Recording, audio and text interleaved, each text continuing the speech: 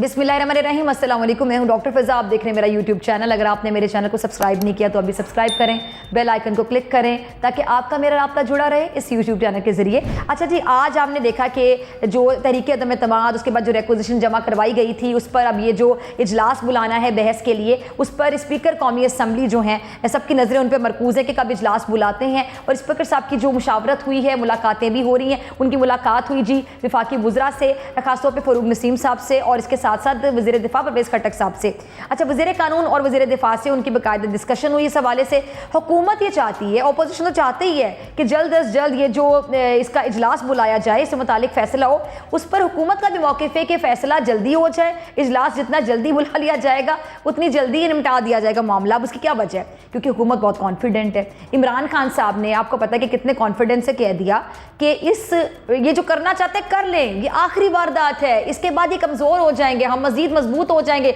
2028 तक इमरान खान साहब कहते हैं कि 2028 तक ये ऑपोजिशन वाले उठ नहीं सकेंगे, यानी इतना ये अपने पाँव पर कुल्हाड़ी मारने जा रहे हैं। अच्छा, उधर जो ऑपोजिशन वाले हैं वो भी बड़े धड़ल्ले से, बड़े कॉन्फिडेंस से, बड़े एतमाद से कह रहे हैं कि जी अब इमरान खान साहब की हुकूमत के दिन गिने जा चुके हैं। अच्छा जी, अब ये जो तीनों पार्टियां, ज़रा समझिएगा, तीन बड़ी पार्टियां, पाकिस्तान पीटीआई जो है, पीटीआई पाकिस्तान तहरीक इंसाफ जो कि हुकूमत है, इनकी भी मुलाकातें हो रही हैं। अच्छा, डिस्कशन हो रही है, क्या हो रहा है, जायज़ा लिया जा रहा है कि आगे क्या करना है। अच्छा, उधर अब जो पीपल्स पार्टी है, बिलावल जरदारी साहब, उन्होंने भी जो उनके तमाम जो अरकान कौमी असम्बली हैं उनको कल ज़ोहराने पर बुला लिया, लंच पर बुला लिया, वहाँ पर डिस्कशन होगी खासतौर पर तहरीक अदम एतमाद के हवाले से।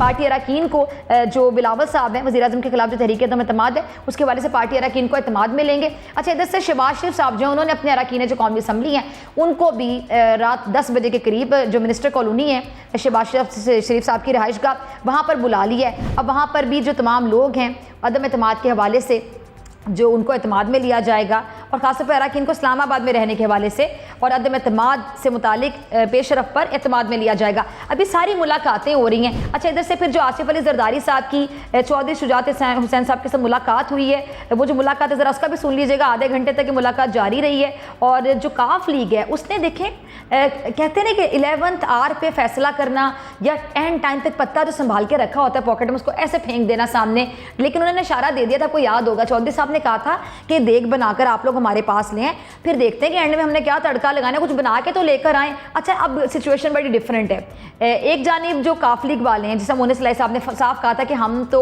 मेहमान नवाज हैं, हमारे घर वो आगे, हम क्या करें, हम उनके साथ नहीं मिलेंगे, हुकूमत के साथ हैं। अच्छा, बड़ा यकीन दहानी करवाई। और इमरान खान साहब ने भी जब मोहन सलाई साहब या चौधरी बरादरन के हवाले से बड़े एतमाद का इजहार किया। लेकिन अब क्या सिचुएशन हो रही है कि अब जो ज़राए बता रहे हैं कि अब चौधरी साहब खुद कह रहे हैं मौलाना साहब को, जो मौलाना फजलुर रहमान साहब से उनकी बात हुई है चौधरी साहब की, उन्होंने कहा है कि जी आप हमें जिस तरह आप कहते हैं, जो आपने पेशकश की थी हमें कबूल है।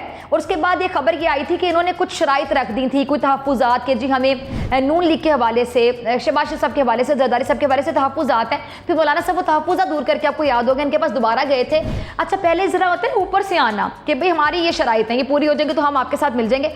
अब जो चौधरी बरादर ने शराइत से पीछे हट गए हैं। ज़रा ये बता रहे हैं कि अब चौधरी साहब ये कह रहे हैं मौलाना साहब को कि आपने जो चौधरी परवेज़ साहब को वज़ीर आला बनाने की पेशकश की थी, वो जो पुराने वाली पेशकश है जिसमें हमारी शराइत एडिड नहीं थी, हमें वो पेशकश एज इट इज़ कबूल है। ज़रा ये बात बताते हैं। और अगर ऐसा है, और फिर आगे से मौलाना साहब ये कह रहे हैं चौधरी शुजात साहब से कि जी अब हम कुछ लोग हैं, आप मेरे लिए मोहतरम है, लेकिन कुछ लोग आपसे नाराज़ हैं। जैसा कि शहबाज शरीफ साहब ने जब बुलाया, फिर आपने पहले एक्सेप्ट किया, उसके बाद फिर आपने इन्विटेशन दावत एक्सेप्ट करने के बाद इनकार कर दिया, तो इस बात पर आपसे कुछ लोग नाराज़ हैं।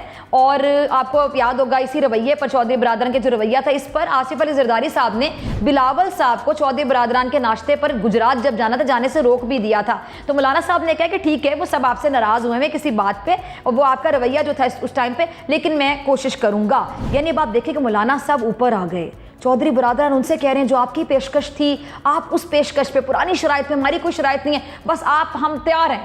अब ज़रा सोचें कि गेम कैसे उलट रही है। अच्छा, इधर से जो MQM वाले हैं वो वज़ीर आज़म साहब से भी राब्ते में, हुकूमत से भी राब्ते में हैं। और वो जो MQM की जो मुलाकात जरदारी साहब के साथ कल हो रही है, ये भी कहाँ मुलाकात होगी। अब MQM के भी आपको पता है गिले शिकवे हैं, उनको बहुत से मसाइल हैं, बहुत से तहफ़्फ़ुज़ात हैं।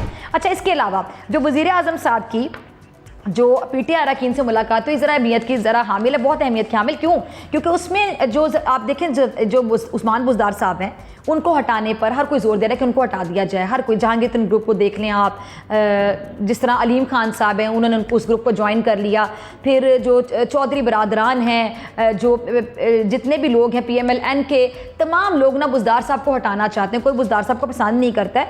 और अब जो ज़राए खबर दे रहे हैं कि अरकान कौमी असम्बली जो कि PTI के मेंबर्स हैं, PTI के अपने लोग, उन्होंने भी उस्मान बुज़दार साहब के बारे में बड़े गिले शिकवे किए हैं प्राइम मिनिस्टर साहब से। जो इमरान खान साहब से PTI अरकान ने मुलाकात की है, ज़राए ये बात बता रहे हैं कि उन जो PTI के लोग हैं वो कहते हैं कि उनको बुज़दार साहब से ये गिले हैं। वो कहते हैं जी कि तहरीक इंसाफ के कुछ अरकान ने वज़ीर आला उस्मान बुज़दार साहब की जो परफॉर्मेंस है, कारकर्दगी, उस पर बाकायदा गम और गुस्से का इज़हार किया है। उन्होंने कहा कि ये परफॉर्मेंस ख़राब कर रहे हैं, इनकी परफॉर्मेंस की वजह से हमें मसला हो रहा है, वोट बैंक मुतासिर होगा, पार्टी को नुकसान हो रहा है। बैड गवर्नेंस का जिक्र किया गया जी, सूबे में बैड गवर्नेंस है, उस हुकूमत को परेशानी का सामना है और आगे हमारे लिए मसला होगा। सबके लिए जारी बात है ना, PTI का नाम खराब होगा। अगर अंदर के लोगों को लगता है, तहफ़्फ़ुज़ आते हैं कि वज़ीर आला पंजाब जो हैं वो अगर परफॉर्म नहीं कर पा रहे, बैड गवर्नेंस का अगर इस्तेमाल किया गया लफ्ज़ खुद PTI के लोगों की जानिब से, तो इसका मतलब है कि बुज़दार साहब से बहुत से लोग नाराज़ हैं। अच्छा, दूसरी, लेकिन इमरान खान साहब ने बुज़दार साहब पे एतमाद का इजहार किया। आपको पता है, कल उन्होंने कहा कि जी मुझे बुज़दार साहब पे मुकम्मल एतमाद है। अच्छा, अब ये जो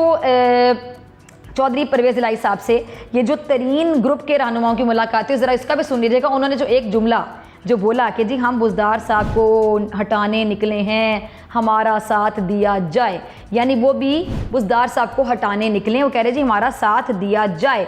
और ये जो परवेज़ इलाही साहब ने भी बताया कि जी जो तरीन ग्रुप के जो रहनुमा हैं वो जल्द, अब ये जो परवेज़ इलाही साहब से जो उनकी मुलाकात हुई है और ये कहा जा रहा है कि शुजात हुसैन साहब से भी उनकी मुलाकात अनकरीब हो जाएगी।